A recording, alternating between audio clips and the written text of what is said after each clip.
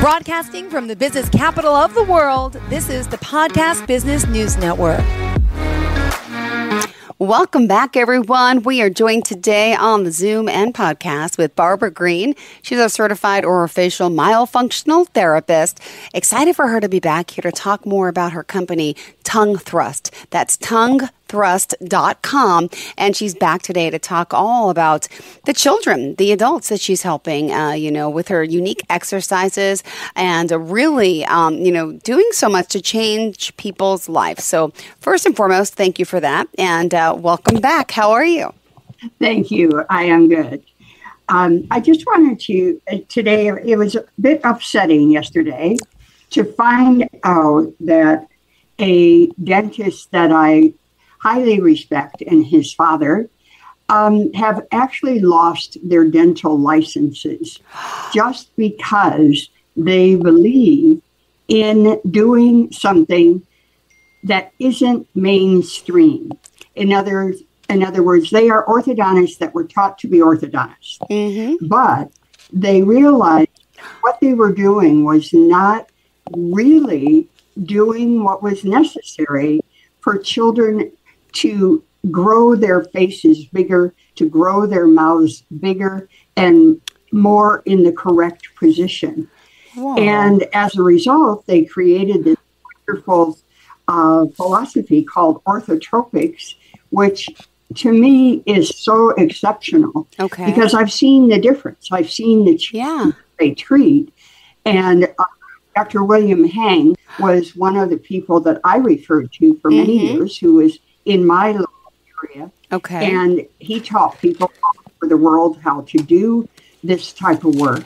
And the sad thing is that the Dental Society doesn't necessarily agree with some of the people that are practicing like airway dentistry, practicing dentistry to treat children and adults differently, to give them better breathing mechanisms, to give them a bigger, more beautiful face and a mouth that can accommodate their tongue.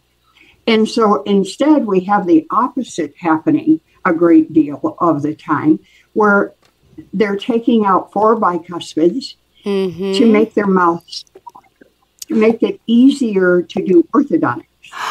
And in fact, we've had lunch with orthodontists, and they tell you to your face, it is necessary sometimes. And I agree that there are people with smaller mouths than others, but you need to find a way to make that mouth bigger. And taking out teeth is certainly not going to be the answer. It's accommodating what they have and making it function in a better way. So it's very upsetting when dentists are losing license. And the same is true even with myofunctional therapy.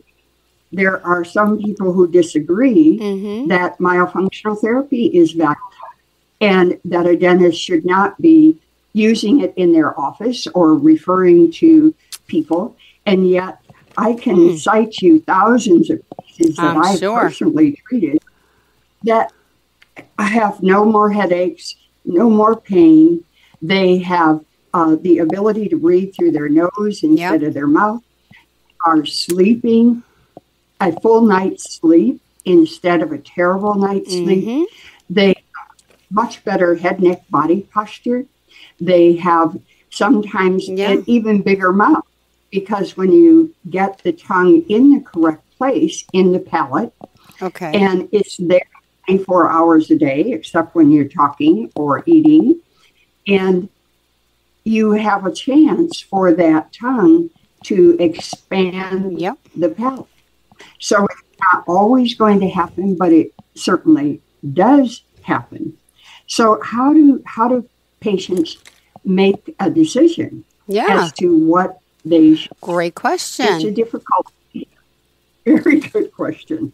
And if you look at the medical practices and the the pediatric medical doctors, and then you look also at the dentists who are being trained, and it's not being taught to them. Now, because people are dying from sleep apnea, sleep apnea has actually helped to put this bigger picture in the faces of the medical doctors.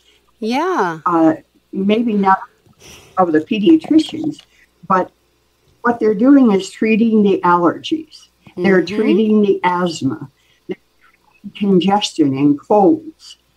But what they aren't treating is the way that the body has to function to actually achieve normal function. So if you're mouth breathing, you're setting yourself up for airflow, not sufficient air, and then the tongue is always in the bottom of the mouth. And when they swallow, the back of the tongue isn't functioning correctly. And because things are not functioning correctly when they go to sleep at night, the uvula and soft palate and or the back of the tongue falls back against their throat and cuts off their airway. So then the body jerks them awake, saying, hey, I'm not getting enough oxygen here. And then they don't get a very good night's sleep all night long. And so it's an interesting thing. And I was debating today about tackling this issue because, as you can see, if a dentist is going to lose their license just because the dental society doesn't agree with airway dentistry or doesn't agree with the use of myofunctional therapy or doesn't agree with the use of orthotropics, it's a scary situation for as well as the doctors and their hygienists.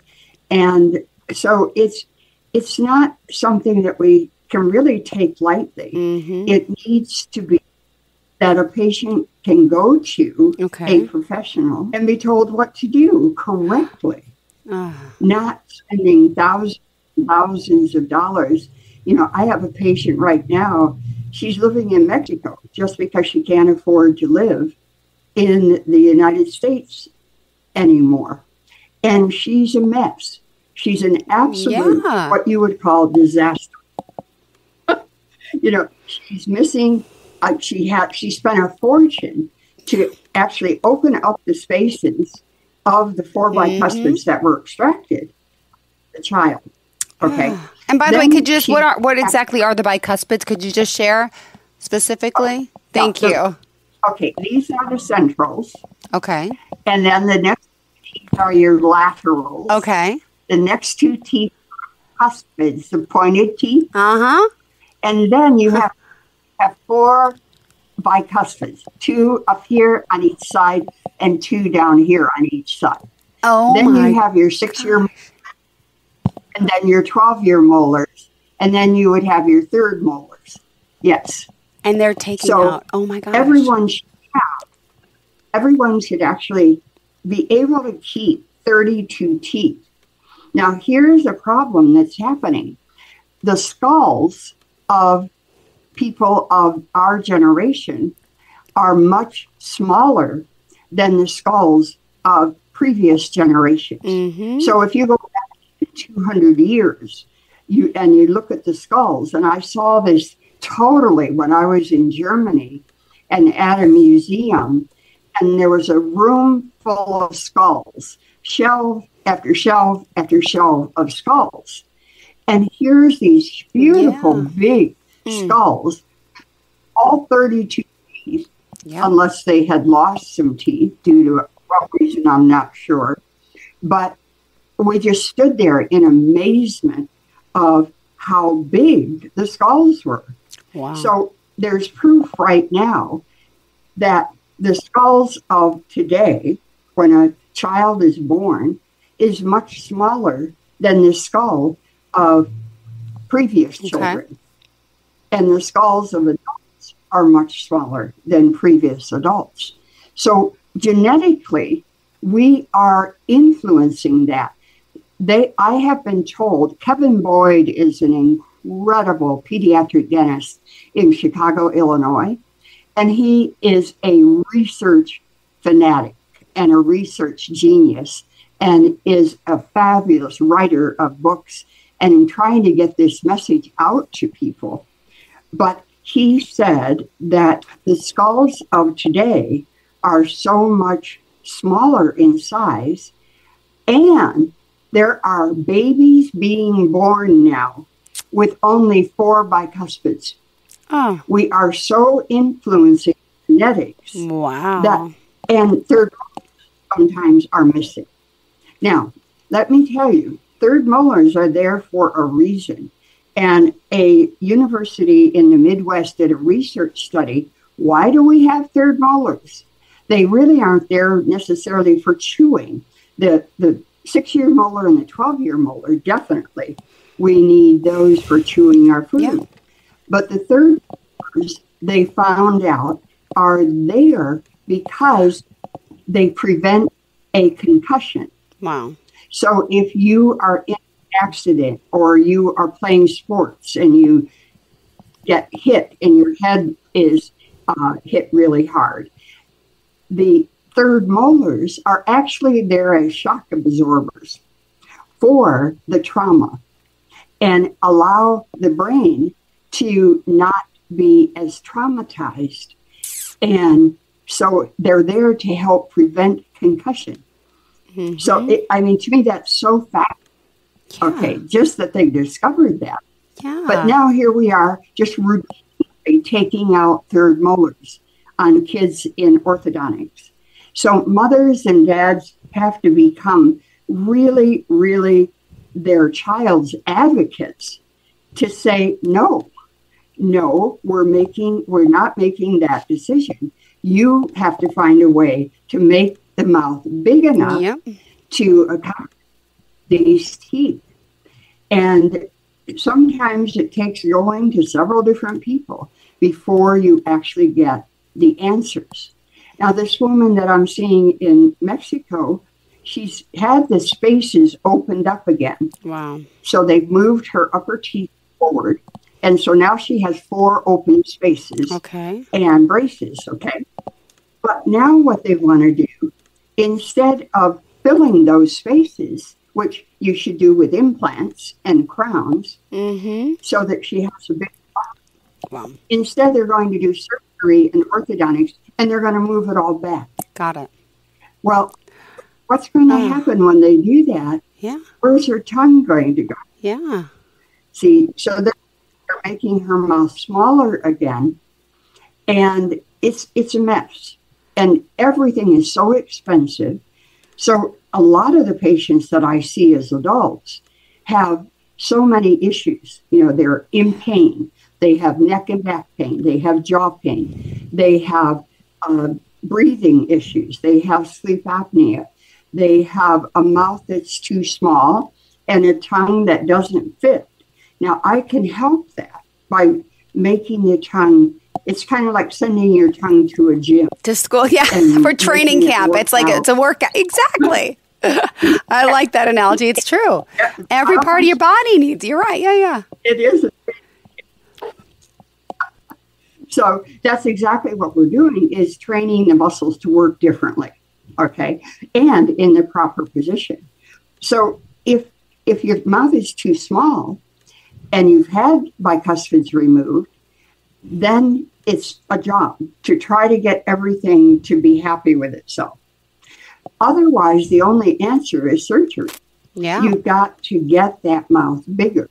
And so surgery is so outrageously expensive that now the insurance companies are no longer paying for the doctors. They'll only pay for the hospitalization and the anesthesia and that, but they will not pay for the doctor doing the surgery. And my surgery at a discount was $35,000 out of pocket. Now I'm hearing prices like $80,000, $90,000. That's just the surgeon. And so people are making decisions about their health that aren't as good for them just because of the expense. Yeah. And just because they don't want surgery. So then they're asking someone like myself to try to help them with a mouth that's too small and a tongue that's too big. So, we do our best, but sometimes it still isn't enough. Yeah. So they end up with a lot of periodontal issues. You know what periodontics is? It's just your gums. Your gums, right? Yeah. People get that decay and all. Yes. Right. And they have gum disease, and then they have to have surgery and do grafts on their gum tissue. So it's a huge issue right now. And I just don't know where it's going to end up, because the patient is the one paying the price. Yeah. And so, like today, if you were, I don't know if you have small children. 7 and 9. Yeah, 2 boys. So one is 9. One has braces on already, like 2 here, and they put the palate expander in like a year ago. We're working on it because he had like his underbite like this, real bad underbite, which is yeah. So he's, the type, or he or she is the type that you need to bring that upper jaw forward. Almost never is the lower jaw too far forward. They say that it is that third, that in orthodontics, they want that lower jaw farther back to match the upper jaw. But in orthotropic work, you realize that it's the upper jaw that's in the wrong place. And so when they're young, that's when you need to be treating them to get that upper jaw higher up and more forward. So it's one of the things that right now is a problem is the diet of our children. Yeah. They are not chewing enough foods, really chewing on vegetables like carrots and things of that nature, and meats that cause them to have. What do we have? A new invention called pouches. And these pouches the mothers love, because it's so easy to give a child a pouch and have them drink their meal. And I agree, pouches are great for, like, you're on a trip and somebody just needs something. Well, then a pouch works fine, but not for general drinking and eating food. They are terrible. So here we have a whole different problem of convenience. Yeah, so for a sure. lot of things are convenient. And we've so overscheduled our kids. So Not only do they have school all day, but then they have sports. Oh, every night. It's religion, it's church. Oh, it's baseball, it's soccer, it's football. I'm living this life you're describing.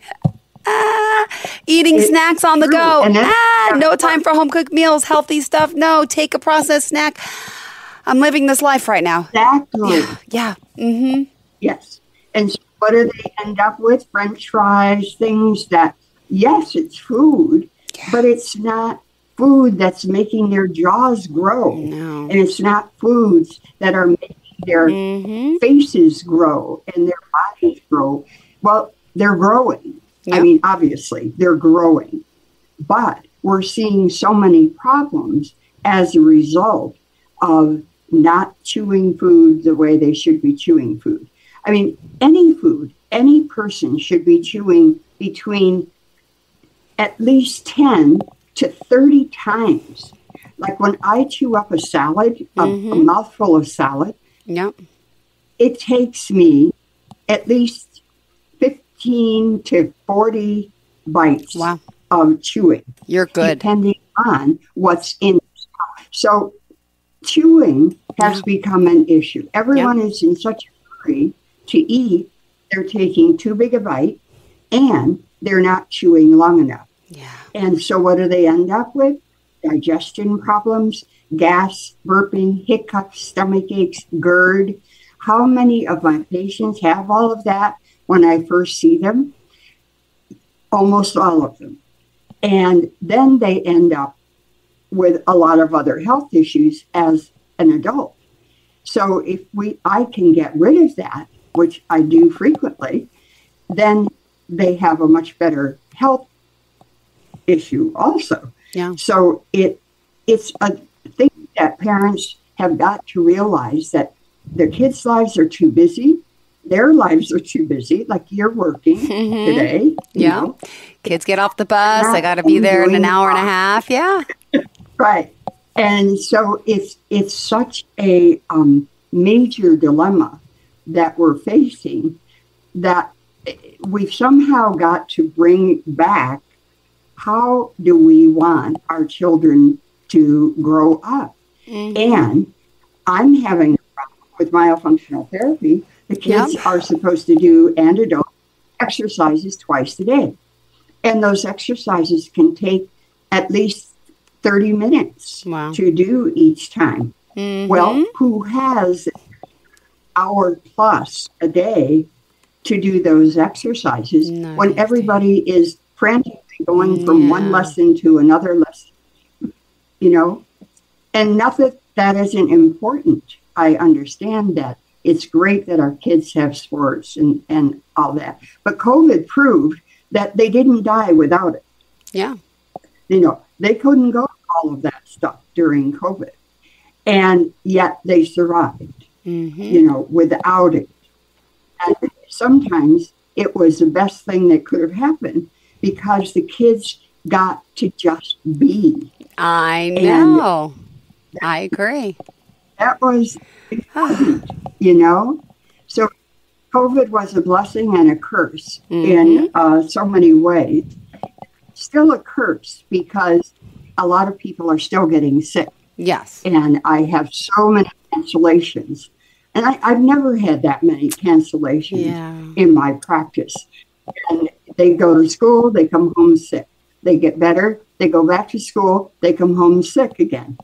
And it's like every week they're canceling their appointments just because they have a cold again, or they have the flu again, or they have whatever the label is. But I call it, it's, you know, it's just having still to deal with all of these illnesses. Absolutely. So we're almost out of time again today. I know. You're so good for watching. Thank you. Well, I just hope people have a better sense of how they need to protect themselves. Yes. And find clinicians who really know what they're doing and who care about the space in your mouth for all of your teeth, and how to prevent getting sick all the time. Yeah. How to prevent getting gum disease, how to prevent getting jaw joint issues and headaches and neck pain and back pain all the time. They aren't normal things. No. They should be, your body should be able to exist without them.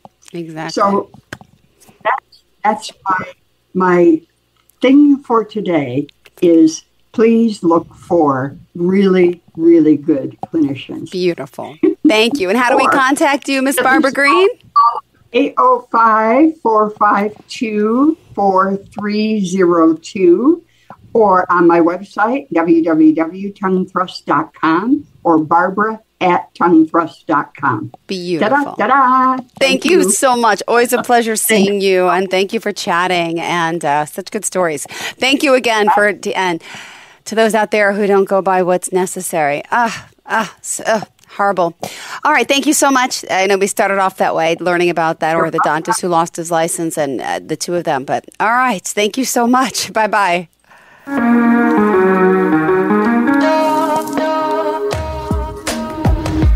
Broadcasting from the business capital of the world, this is the Podcast Business News Network. Okay, Simon, what are you wearing right now? Nothing. That's right. And what do people normally wear? Clothes. Exactly. So now Mommy's going to teach you how to dress yourself. Clothes keep us warm, they look good, and if we go out without them, the neighbors will talk. So it's important to know how to get dressed. Here's how it's done. Underwear always comes first, name tag at the back, then pants, then shirt. Get the first button in the right hole or you have to start all over. If you're wearing a tie, it goes over, round, through, and pull tight. Tuck your shirt into your pants and zip up your fly. Socks going first, then shoes right on right, left on left. With shoelaces, just take the ends, cross them over, switch the loops. The rabbit goes down the hole, pull tight, and you're left with bunny ears. I love bunnies. Good to know. Now remember, spots don't go with stripes, socks don't go with sandals, and if you've tucked in your shirt, wear a belt. Got it? Why are your pants on your head? Most parenting is hard to do in just 2 minutes. But spending just 2 minutes twice a day making sure they brush their teeth is easier and could help save them from a lifetime of tooth pain. For fun 2-minute videos to watch while brushing, visit 2min2x.org. That's 2min2x.org. A message from the Partnership for Healthy Mouths, Healthy Lives, and the Ad Council.